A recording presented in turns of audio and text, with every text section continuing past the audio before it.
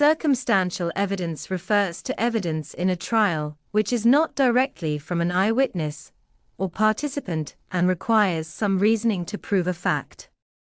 There is a public perception that such evidence is weak, but the probable conclusion from the circumstances may be so strong that there can be little doubt as to a vital fact.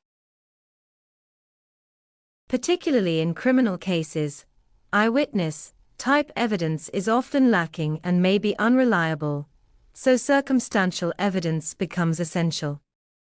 Prior threats to the victim, fingerprints found at the scene of the crime, ownership of the murder weapon, and the accused being seen in the neighborhood certainly point to the suspect as being the killer, but each bit of evidence is circumstantial.